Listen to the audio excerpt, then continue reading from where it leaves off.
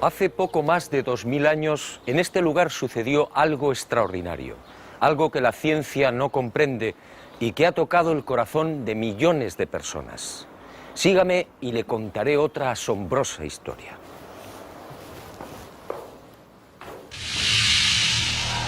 Todo empezó con el ajusticiamiento de un hombre. Fue brutalmente torturado. Fue azotado. Cargó un pesado madero hasta el lugar de ejecución. Fue clavado por las muñecas y pies y murió en la cruz. Y fue sepultado.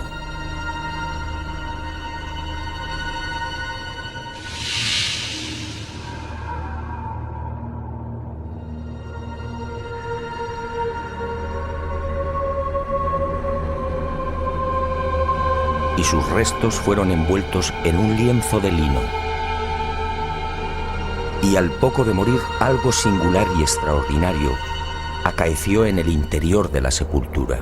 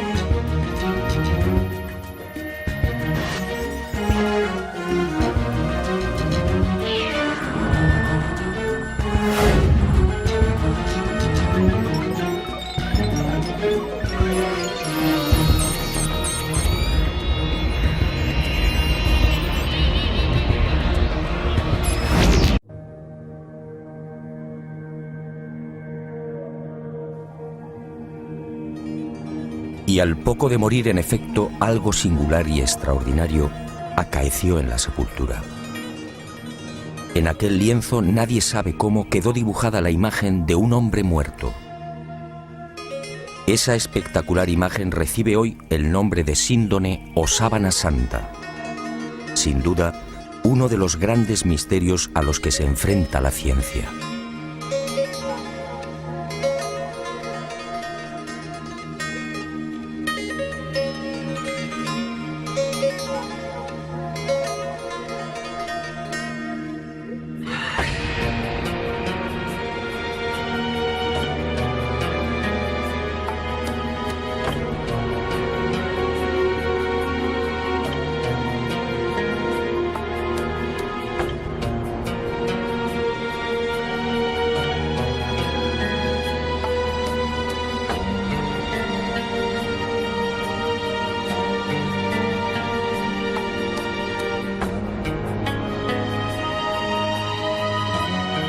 Tras aquel enigmático y trascendental suceso que los creyentes en Jesús de Nazaret identifican con la resurrección, el lienzo de lino desaparece y se ve envuelto en toda clase de leyendas y rumores. Eusebio de Cesarea, por ejemplo, insinúa que la sábana fue sacada de Jerusalén antes del asedio por las legiones romanas de Tito.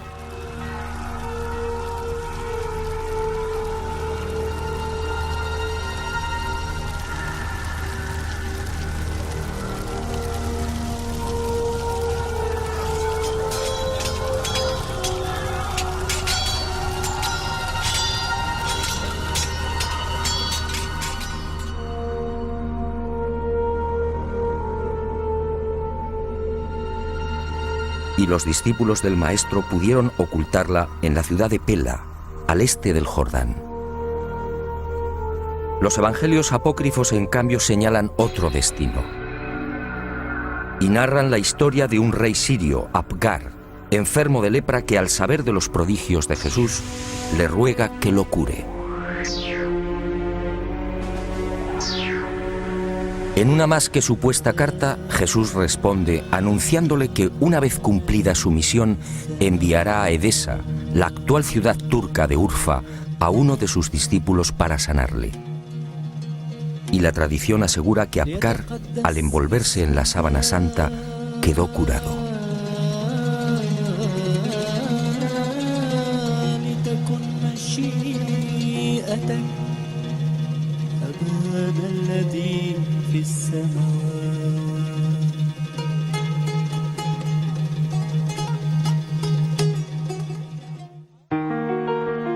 Al margen de estas leyendas, lo que parece más probable es que el lienzo terminara saliendo de Jerusalén por simples razones de seguridad.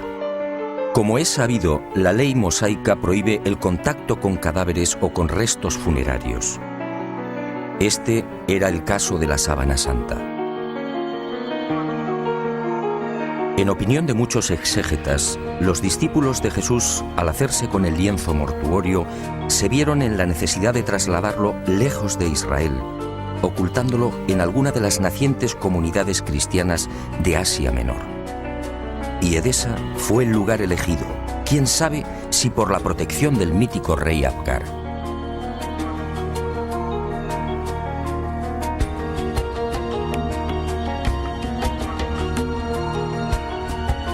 Esa misma leyenda asegura que uno de los hijos de Apgar V, al hacerse con el poder, retornó al paganismo, persiguiendo a los cristianos de Edesa. Y la sábana fue escondida en el interior de la muralla, sobre la puerta occidental. Después, durante siglos, silencio. Y en el año 525, al fin, una nueva pista. Cuentan las crónicas que en esa fecha Eulalio, obispo de Edesa, tuvo un sueño. Y en él, una mujer le señaló el lugar donde se hallaba escondida la sábana. Al retirar los ladrillos de la muralla, el obispo en efecto encontró el lienzo. Desde entonces, la imagen del hombre muerto fue expuesta y venerada en Edesa. Y no se sabe exactamente por qué, pero solo fue mostrada la cabeza. Esta imagen recibiría el nombre de Mandilion, una imagen que inspiró sin duda a infinidad de artistas bizantinos y medievales.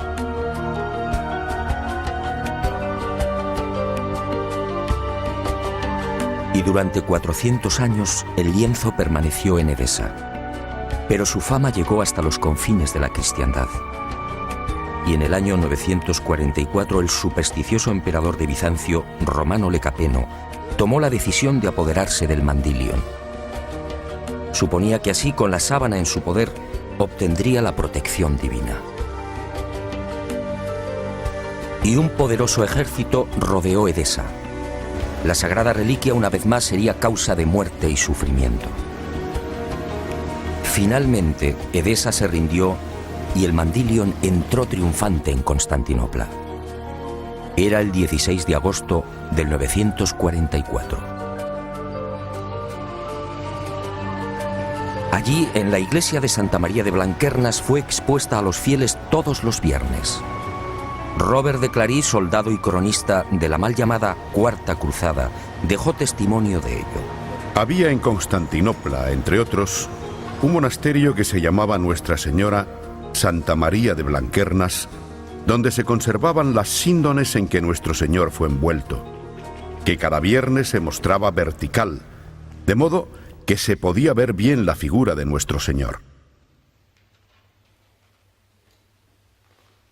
Y de nuevo la guerra y el fanatismo religioso silenciaron el ya arduo peregrinaje de la sábana.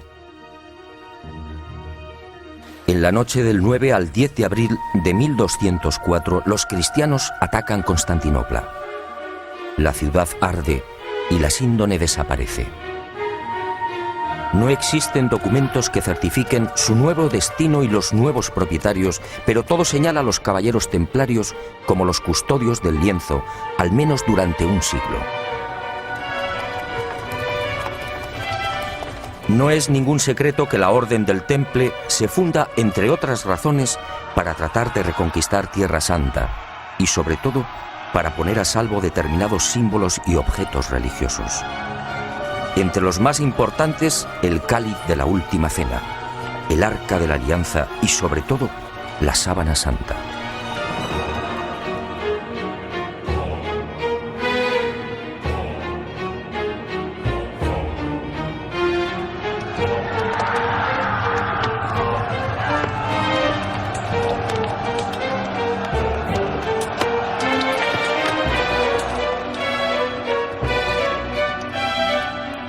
Los caballeros templarios disponían de una información privilegiada y a lo largo de la conquista de los santos lugares peinaron Jerusalén y los subterráneos de la Ciudad Santa.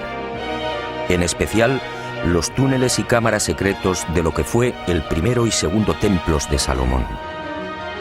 ¿Encontraron lo que buscaban? En mi opinión, nunca hallaron el Santo Grial o el Arca, pero sí la Sábana Santa.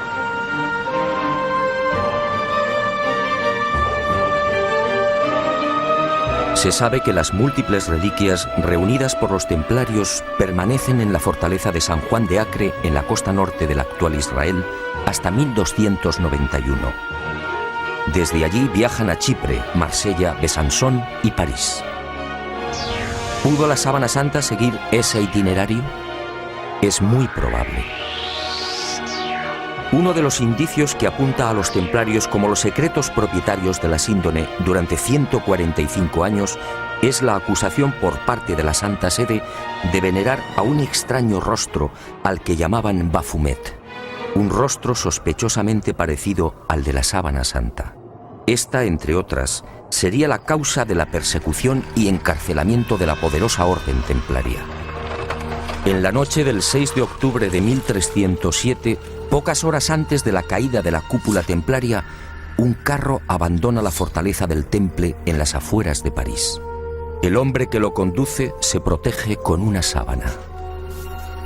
Los soldados de Felipe IV el Hermoso registran la carga de paja, pero no encuentran nada. Y la síndone que protege al conductor es puesta a buen recaudo. 7 años después, en 1314, Jacques de Molay, gran maestre de la orden templaria, y Godofredo de Charny, su lugarteniente y comendador de Normandía, son quemados vivos en una pequeña isla del Sena. La Sábana Santa sigue sin aparecer, pero sería por poco tiempo. En 1349, 42 años después de la caída del Temple, por orden del Papa Clemente V y del suceso del carro, otro Godofredo de Charny, señor de Lirey, saca a la luz el lienzo con la imagen del hombre muerto.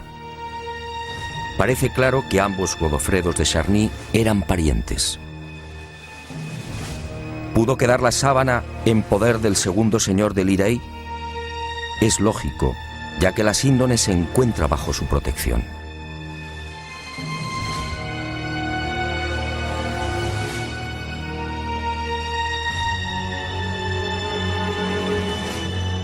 Y el sagrado lienzo es expuesto de nuevo a la veneración pública.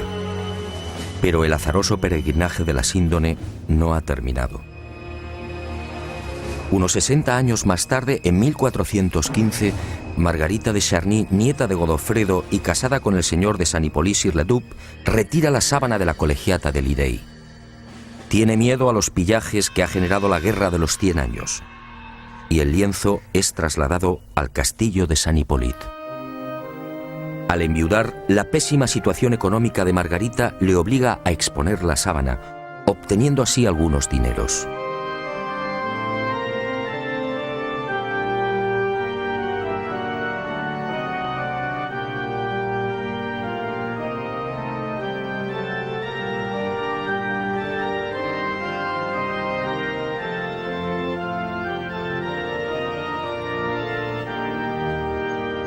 Las penurias económicas de Margarita de Charny se agudizan y finalmente se ve obligada a ceder el lienzo a la Casa de Saboya. El 22 de marzo de 1453 se firma en Ginebra el contrato de cesión. A partir de ese momento y hasta 1983, la síndone sería propiedad de los Saboya. El 18 de marzo de ese año, los herederos de Humberto II de Saboya, ex rey de Italia, entregarían la sábana santa al Vaticano. Y el lienzo, como si de una maldición se tratase, continuó peregrinando de castillo en castillo. Por fin, en 1502, reposaría temporalmente en Chambéry. Fue en esta capilla en la noche del 3 al 4 de diciembre de 1532 donde la sábana santa estuvo a punto de ser destruida. Se declara un pavoroso incendio provocado al parecer por los calvinistas y la urna de plata que contiene la reliquia, regalo de Margarita de Austria en 1509, es retirada en el último momento. El fuego alcanza a la urna y varias gotas de plata fundida queman y traspasan los 48 pliegues en que se hallaba doblado el lienzo. También el agua empleada para sofocar el incendio impregna parte de la sábana, formando rombos que se repiten simétricamente a lo largo de la imagen.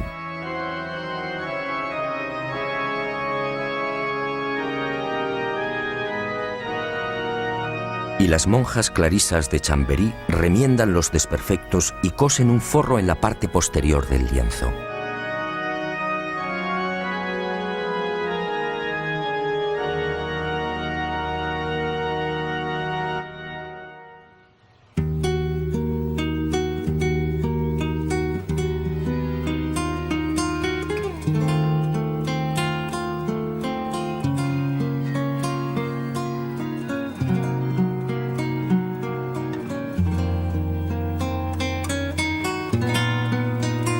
La sábana santa se salva milagrosamente y la imagen vuelve a ser expuesta, ahora mágicamente centrada entre las líneas paralelas que dejó el fuego.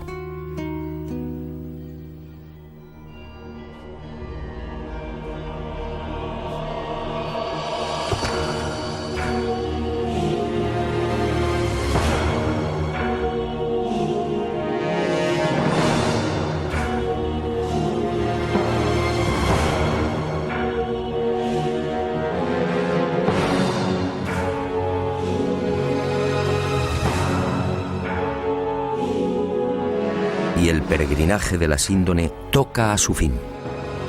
En 1578 se declara una epidemia de peste en Milán. San Carlos Borromeo, entonces cardenal de la ciudad italiana, hace una solemne promesa. Si desaparece la peste, caminará hasta Chambéry arrodillándose ante la síndone. La epidemia remite y el cardenal se dirige a Francia. Pero la Casa de Saboya, propietaria de la reliquia, se apiada de Carlos Borromeo y para evitar que cruce los Alpes traslada la sábana santa a mitad de camino entre Milán y Chambéry. Y el 8 de octubre de ese histórico 1578, el lienzo ingresa en la Catedral de Turín. Un siglo después, en 1694, pasaría a la capilla diseñada por Guarini y allí ha permanecido hasta nuestros días.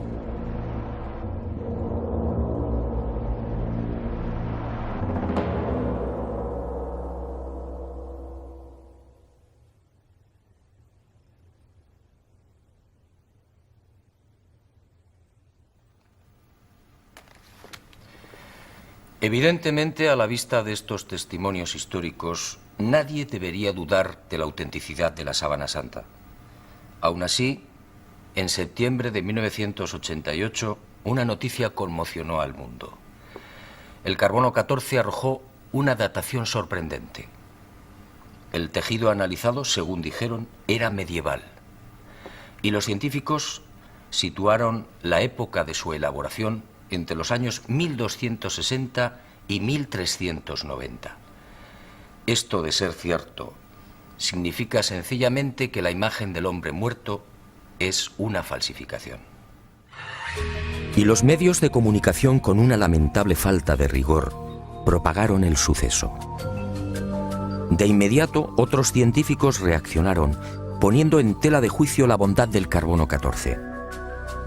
Poco a poco salieron a la luz hasta 26 irregularidades en los procesos de datación efectuados por los 3 laboratorios. Y se habló incluso de complot. Pero la prensa ignoró esta segunda parte. Naturalmente, las fechas obtenidas por el carbono 14 indignaron a historiadores y científicos que llevaban más de 20 años dedicados al estudio de la síndone. Repasemos algunas de estas investigaciones.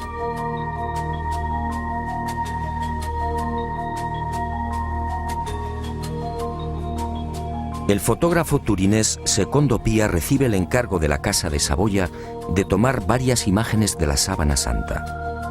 Son las primeras fotos de la síndone. Al revelar las enormes placas, el fotógrafo queda perplejo. Los negativos en realidad son un positivo. Y el mundo contempla por primera vez el auténtico rostro y la imagen real del hombre muerto. La síndone, por tanto, es un negativo fotográfico. ¿Había fotógrafos en los siglos XIII y XIV? Un primer grupo de expertos examina la síndone y toma muestras de los hilos de lino. Nuevas sorpresas. No hay pintura, tintes ni pigmentos. Nadie se explica la formación de la imagen. El profesor Raes del Instituto de Tecnología Textil de Gante analiza estos hilillos y descubre con el microscopio la presencia de fibras de algodón. En Europa no se tejió el algodón hasta finales del siglo XV. La síndone, además, fue tejida a mano y con una textura denominada espina de pescado, una modalidad que llegaría al viejo continente en ese mismo siglo XV. El lienzo, en definitiva, según Gilbert Raes, es idéntico a los confeccionados en el Medio Oriente en el siglo I. Y surge otra inevitable pregunta. ¿Cómo se las ingenió el falsificador de los siglos XIII o XIV para introducir en la urdimbre unas fibras de algodón todavía desconocidas en Europa? Médicos y antropólogos examinan también la figura del hombre muerto. Lo que ven les llena de admiración. Aquel varón de claro perfil caucásico fue un atleta. Altura 1,81 metros. Perímetro de la caja torácica 99 centímetros. Longitud de las piernas 94 centímetros. Extremidades superiores 82 centímetros. Altura de los hombros, medida entre los puntos acromiales, 45 centímetros. Perímetro máximo de las rodillas, 42 centímetros. Peso total alrededor de 80 kilos. Peso aproximado del cerebro, 1.492 gramos. Rostro estrecho, con rasgos semíticos. Raza blanca. En suma, un ejemplar casi perfecto de una extraordinaria belleza.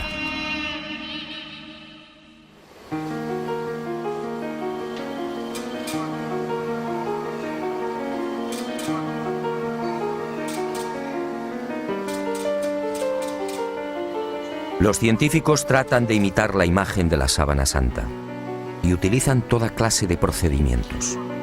Pinturas, soluciones acuosas, calco sobre cadáveres e impresión al fuego. Los resultados, como es fácil apreciar en estas copias, son decepcionantes.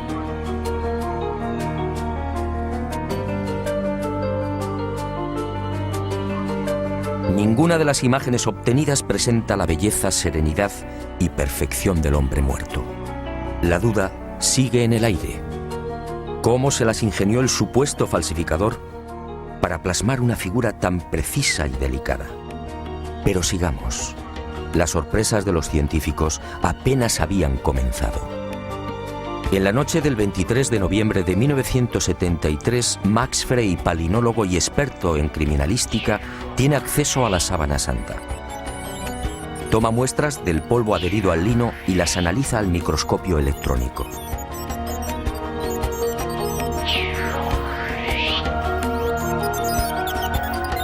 Entre los hilos del tejido fueron apareciendo ejemplares de polen de plantas típicamente palestinas. La asuera fue una de las primeras. Después llegaron otros pólenes de la flora halofita que creció en el Negev y en los estratos sedimentarios del lago de Genezaret hace 2000 años. Plantas hoy extinguidas cuyos pólenes fueron arrastrados por los vientos hasta la ciudad de Jerusalén. Y allí quedaron prisioneros entre los hilos de la síndone.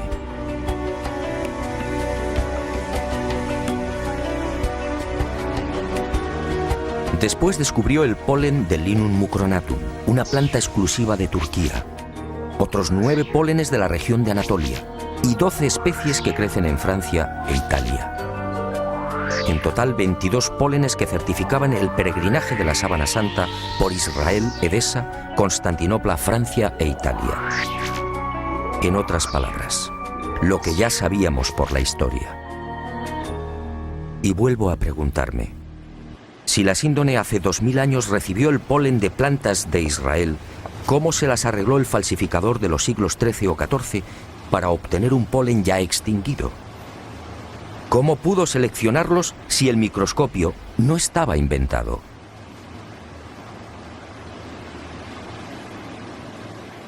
Los descubrimientos de Max Frey, en efecto, hablan por sí mismos. La presencia del polen debería de haber sido más que suficiente para silenciar a cuantos negaban la autenticidad de la síndone.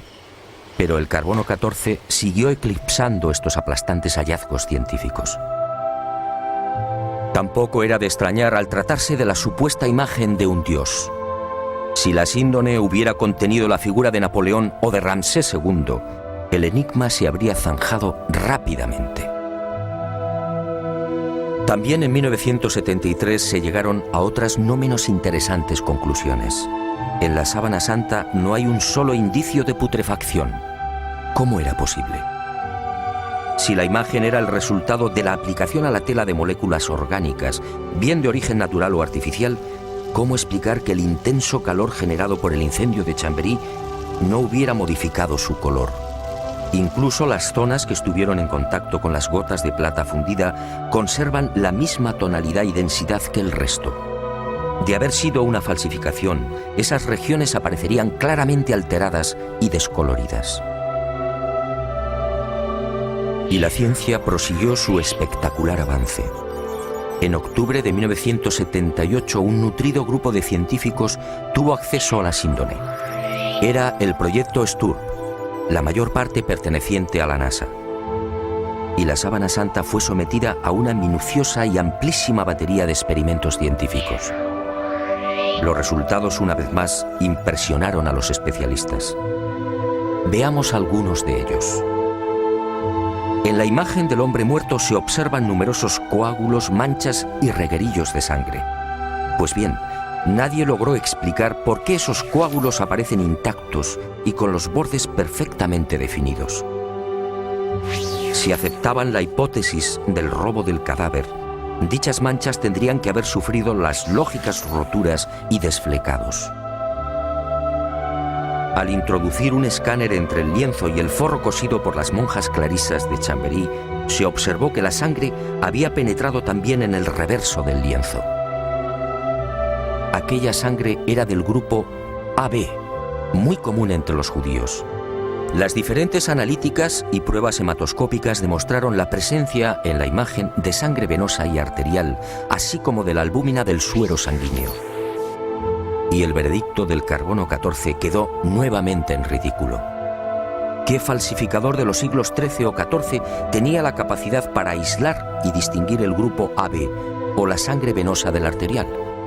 Como es sabido, mucho después, en el siglo XVI, el español Miguel Servet fue condenado a la hoguera por asegurar, entre otras cosas, que la sangre circulaba. Y los científicos volvieron a comprobar lo que ya se sabía: ni rastro de pintura ni de pigmentación alguna. Aquel supuesto falsificador efectivamente tuvo que ser un genio. Otra de las sorpresas llegó al explorar los hilos. En este tipo de tejido, cada hilillo está integrado por unas 200 fibras.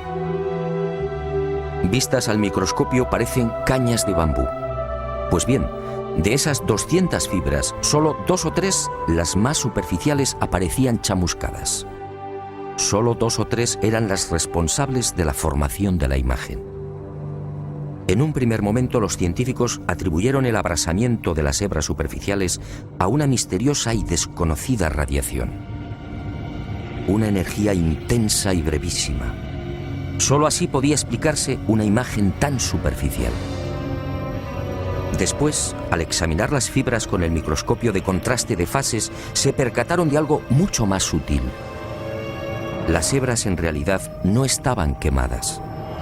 Las fibras habían sido deshidratadas, es decir, envejecidas y oxidadas en centésimas de segundo.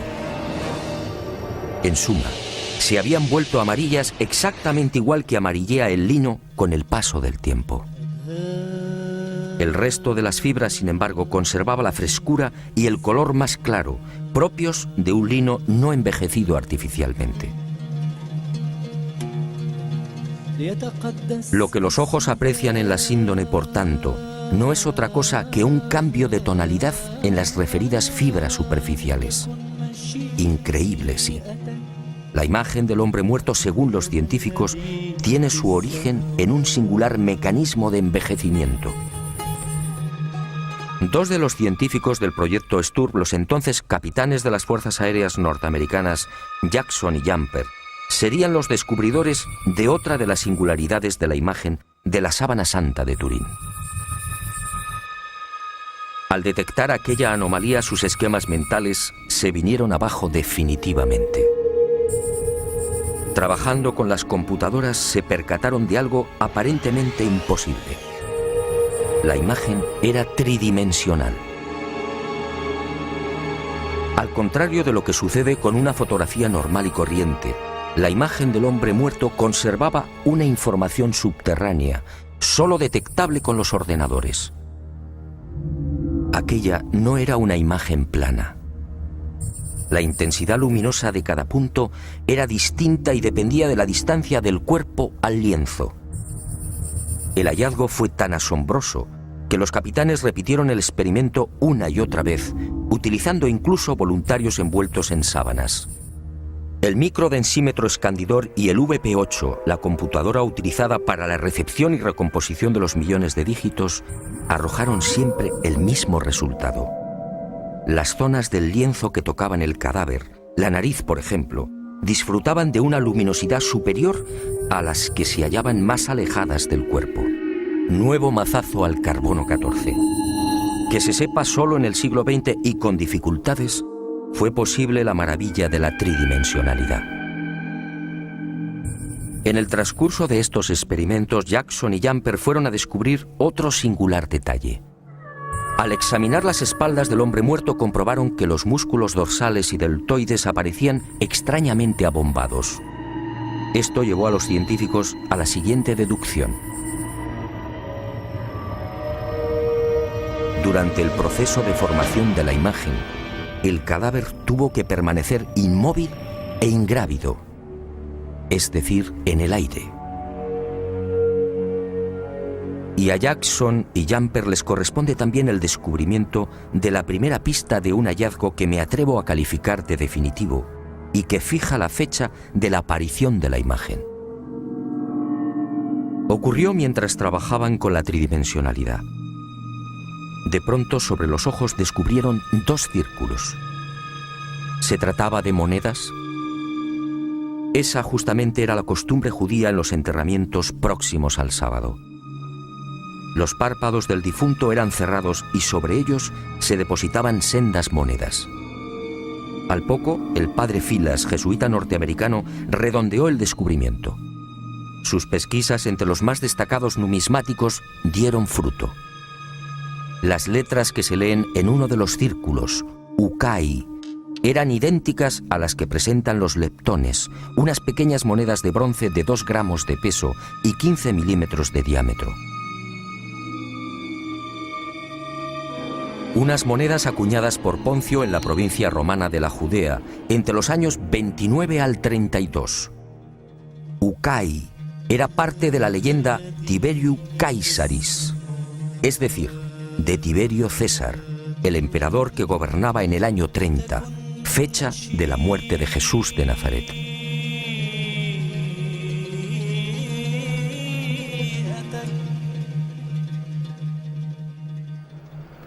Como hemos visto, hay argumentos y pruebas científicas que demuestran sobradamente la autenticidad de la sábana santa. Alguien hace 2000 años, en aquel sepulcro, manipuló el tiempo e hizo desaparecer el cadáver. Una medida tan respetuosa como inteligente. ¿Imagina usted lo que habría sucedido si la humanidad hubiera conservado los huesos de Jesús de Nazaret?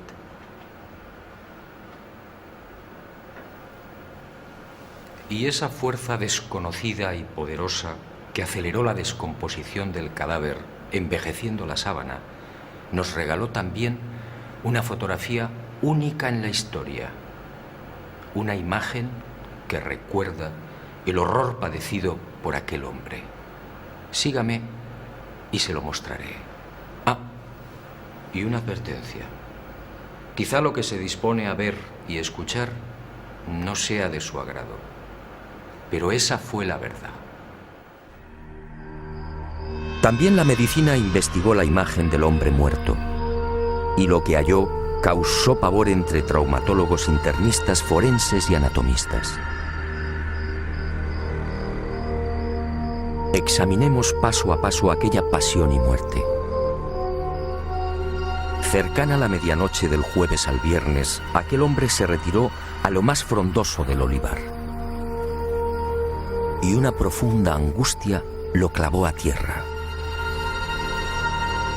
El fortísimo estrés y quizá el miedo provocaron un singular fenómeno en su piel, la hematidrosis, un sudor sanguíneo que empezó a debilitarlo.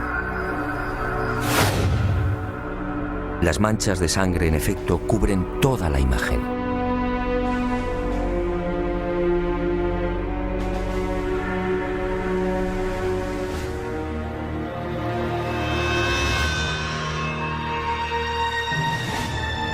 Y al estudiar el rostro, los médicos descubrieron otro detalle aterrador.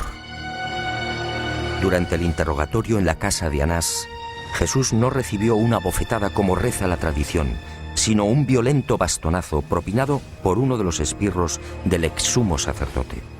El palo de unos 5 centímetros de diámetro hundió la nariz y provocó un gran hematoma en el pómulo derecho. Así quedó reflejado en la síndone.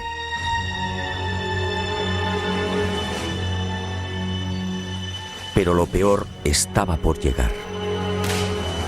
Al examinar las imágenes frontal y dorsal, patólogos y forenses palidecieron. Aquel hombre había sido flagelado brutalmente. Algunos expertos han contado 120 golpes. Otros creen que recibió alrededor de 200.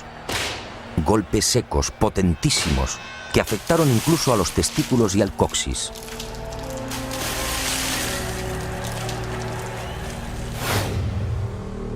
Golpes diabólicamente estudiados que no afectaron a la zona del corazón, evitando así la muerte prematura del reo.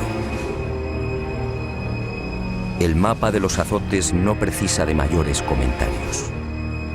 Los médicos no se explican cómo pudo sobrevivir. Coronación de espinas. La soldadesca romana de la fortaleza Antonia fabricó un casco con la Potherium spinosum, una zarza muy abundante en Palestina. Un matorral armado de púas rectas y en forma de pico de loro de hasta 6 centímetros de longitud. Y el yelmo fue encajado sin piedad en la cabeza del hombre, afectando a nuca, cuero cabelludo y frente.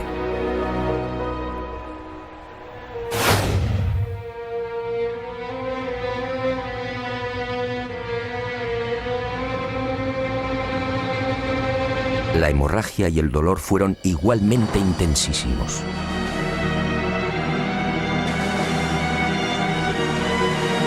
Minutos después, maltrecho, debilitado y febril, el reo se vería obligado a cargar sobre los hombros el madero transversal de la cruz, el patibulum, un tronco áspero y agresivo de unos 35 o 40 kilos de peso.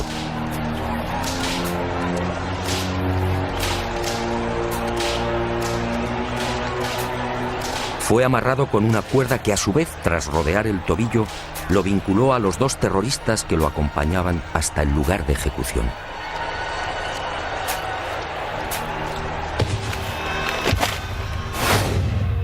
Y en esos 500 o 600 metros, la tortura de las caídas, los violentos impactos del rostro contra las piedras, las rodillas destrozadas, los dientes quebrados y los mechones de barba arrancados por los soldados al intentar levantarlo.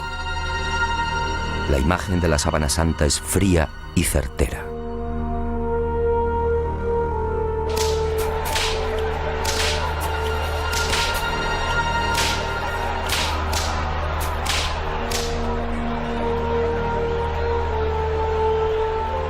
Sí, algo falló.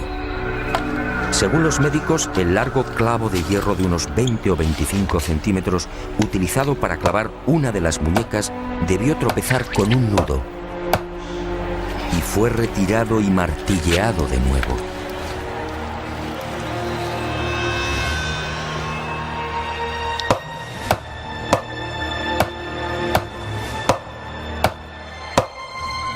El hombre de la sábana fue atravesado no por las palmas de las manos, sino por las muñecas, bien por el llamado punto de Destot o por la articulación radiocubital inferior. Los clavos rozaron el nervio mediano y provocaron la contracción de los dedos pulgares. Por eso no aparecen en la síndone.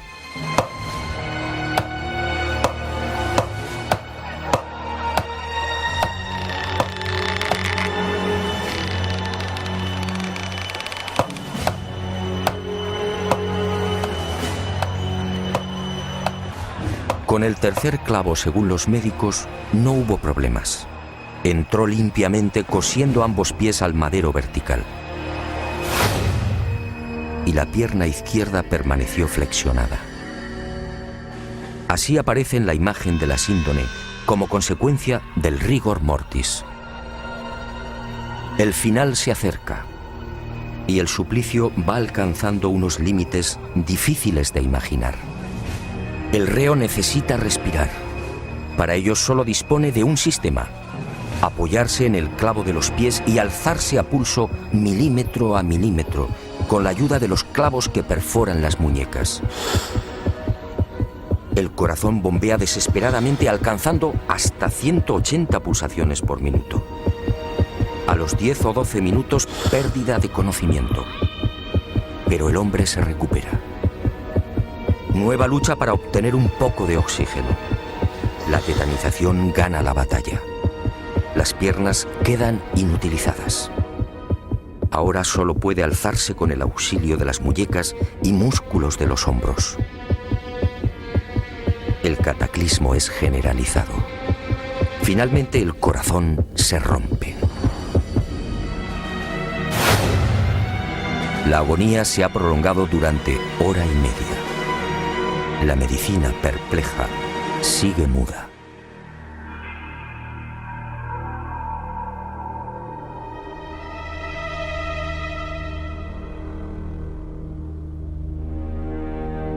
Pero el espanto y la humillación no han concluido. Uno de los soldados alancea el costado derecho del crucificado. Los médicos exploran la síndone y se muestran de acuerdo. Al recibir la lanzada, el hombre ya estaba muerto.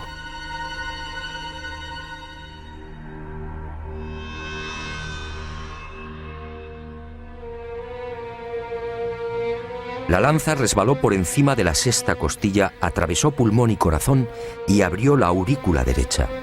Y manó sangre y agua. Sangre de la vena cava superior. Agua o líquido seroso del pulmón. Después, en el descendimiento o en el traslado al sepulcro por efecto de la gravedad, la vena cava inferior se vació igualmente. Y ese reguero aparece también en la cintura del hombre muerto.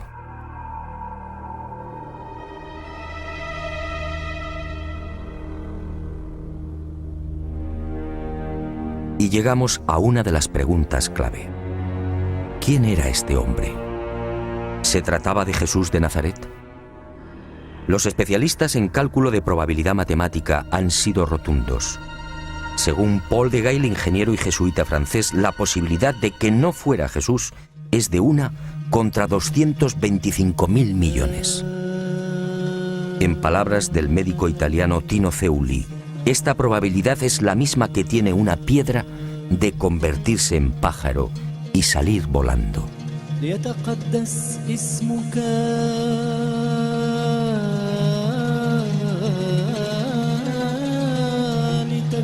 Efectivamente, esta imagen solo puede ser la del hombre que fue torturado y crucificado en Palestina hace 2000 años. Jesús de Nazaret. Y ahí surge una nueva y escalofriante posibilidad. Algún día, a no tardar, la ciencia estará en condiciones de extraer de la sangre de la Sábana Santa una muestra de ADN. Entonces el mundo podría asistir a la clonación de aquel hombre muerto. La clonación de Jesús de Nazaret. Decenas o cientos de cuerpos físicamente idénticos al del Maestro.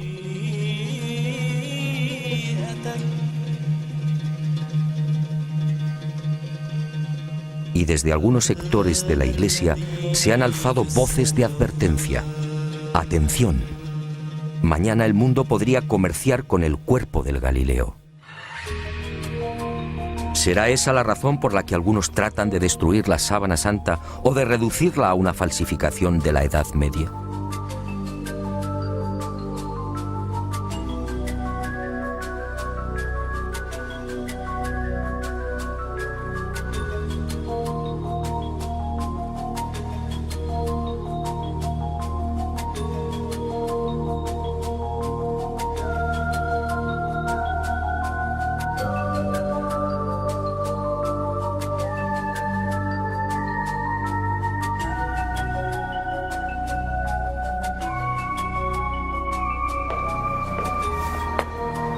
Ahora lo sé. Jesús de Nazaret, mi Dios y Creador, se guardó un as en la manga. Un as para los escépticos, el as de la resurrección. Algo que felizmente también le pasará a usted.